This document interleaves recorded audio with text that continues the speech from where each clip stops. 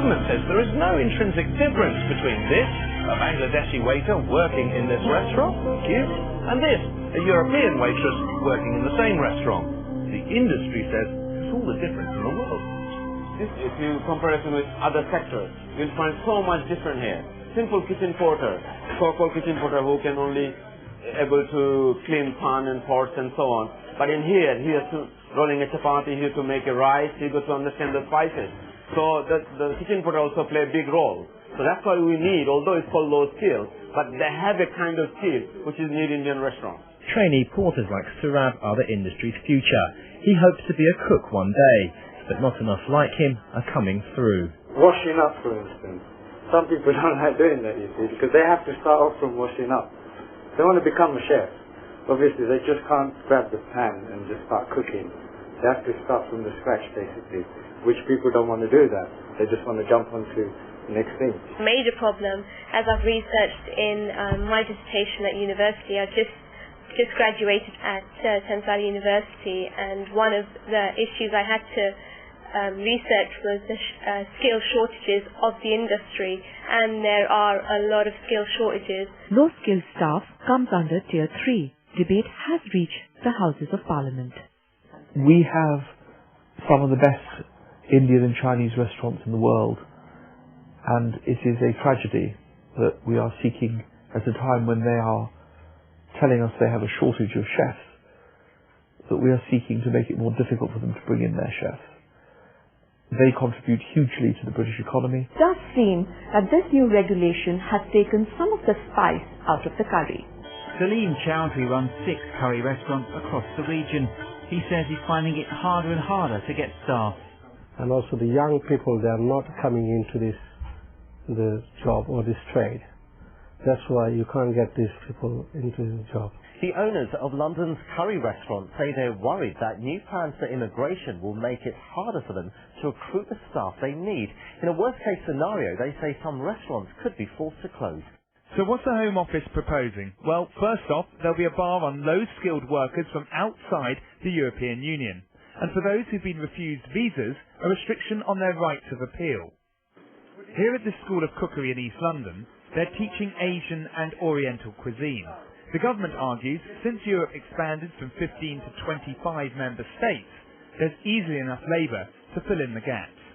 Most students are from the local area. The thinking here is that it doesn't matter what background you're from, if you have the passion and the determination, you can cook any dish from any part of the world. Relying on labour from outside Europe may soon become a thing of the past. Some say that could mean difficult times ahead for London's Asian restaurants. If you look at some of the areas in East London like Tower Hamlets where there are pockets of unemployment, there are a lot more people out there you could train to fill in those big gaps that you're saying. If you look at that, only 1 or 2 colleges which is providing the chef, it's not enough. We have a 9,500 restaurant in this country. Mr. McNulty, a curry industry that's under threat, they can't use anyone to become an Indian chef. But there is a significant shortage of chefs and highly qualified catering staff. Then we need to talk that through, and there is the flexibility in the system to ensure that we allow them to carry on recruiting highly trained chefs. That's not an issue. The issue, as you rightly say, is at the lower end of the market in terms of skills, where we think in the first instance it's not appropriate to employ people from outside the UK and the EU for what are, after all, very low-skilled positions. The visa office is purely eliminating people on intuition. They don't like my face, I don't get a visa. The other problem that they are creating is that they feel that every person that goes into the visa office applying for a visa based on his work permit has to speak fluent English. It is not possible. Actually, yes. I don't think it would be quite the same if it was somebody with a Polish accent that was serving up my address. Not racist or nothing, but it's when you go to an English cafe, you don't see many coloured people. But when you go to an Indian restaurant, you see coloured people, which I think looks good. I'll tell you, there used to be an Indian restaurant up in a neighbouring village here, and it was owned by a local farmer. I hated going there, because you didn't see any Indian staff at all. Isn't that strange when I'm saying I only care slightly? We went there once, and we never went back. Basically what he's saying, Mr. McNulty, is the practice and the theory will be very, very different here? No, absolutely not. We're very clearly in the system. There is flexibility and provision to sit down with every sector, including the Indian restaurant sector and the Chinese restaurant sector, to say what are the key issues in your areas. And the points about lack of formal qualifications for chefs is something we'll take on board. Crucially, if we establish that there are shortages for chefs that are undermining the vibrancy of the curry sector, for want of a better phrase, we can and will deal with that under the system. And the same for those at the lower skilled end. If there is a proven shortage in terms of low-skilled workers for the cuisine sector generally, that's something we can talk about, and there's flexibility in the system to make sure those needs are met as well. Be very clear, I am absolutely proud of the contribution that the Chinese and Indian cuisine sector make, and I'm the last person who wants to undermine that in any way, shape or form. Do you like a curry yourself, Mr. McNulty? Does you think it's important to establish? My constituency is in Harrow East. I have a significant Indian population. I probably eat 2 or 3 curries a week, which is why I look like you, Eamon. But I'm personally grateful to Christine Lee of the North London Chinese Association and to others, including Mr. Enam Ali, restaurateurs, for passing on their detailed concerns.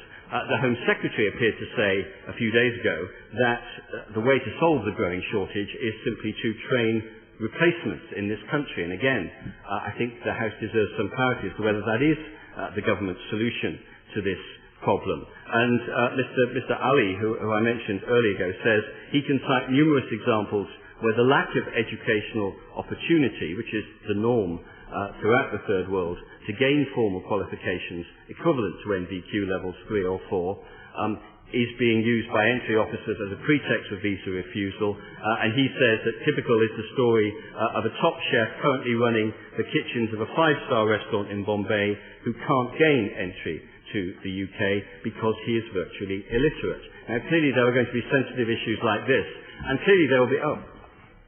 I've spoken to Enam Ali, and I've told him, and I'll tell the Honourable Gentleman, do not quote constantly examples that are just profoundly wrong. Any chef who's currently working and has the skills to work in a 5-star restaurant in Bombay will be welcome in this country with open arms. You're entirely wrong, and so is my honourable friend under the new system. If there are difficulties now, then let's address those differences now. I'm glad that the Minister is confident enough to believe that he is right. Distinguished Bangladeshi restaurateurs are wrong. His honourable friend from Leicester East is wrong. The whole world is wrong except the Minister. My own view of this is that migration on the whole is positive and of benefit to countries, but it needs to be controlled, there need to be rules. And the question is, how do you impose rules in the modern world where there is this mass migration, mass travel, mass communication? Very, very difficult to do. And I think most people in the country, in fact, are not racist about this at all, actually. They just want to think that there is some order and some rules that can be brought to this situation. And the trouble is, from a policy-making point of view, is that those rules are very, very difficult. Because, as I say, the moment you realise that literally 11 to 12 million people come into this country every year, you understand the scale of the problem. Because as I say, the vast bulk of those people, perfectly lawful, absolutely necessary for our economy.